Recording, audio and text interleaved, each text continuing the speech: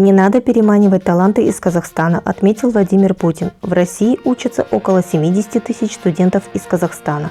Россия и Казахстан должны объединить усилия, чтобы увеличивать общую конкурентоспособность.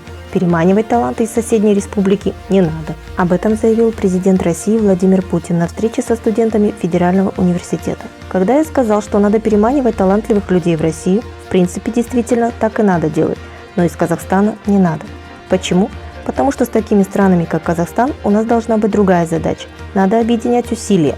Что эффективнее развивается в России, развивать в России. Что эффективнее функционирует в Казахстане, надо делать в Казахстане. И объединять усилия в рамках межгосударственных связей, сказал Путин, отвечая на вопрос о совместных российско-казахстанских грантах для талантливых студентов.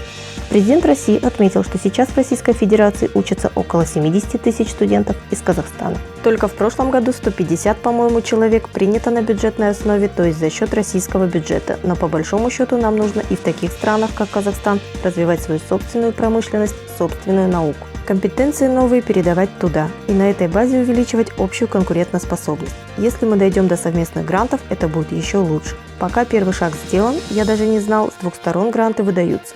Но если будут общие гранты, будет еще лучше, имея в виду те общие цели, которые перед нами стоят, добавил Путин.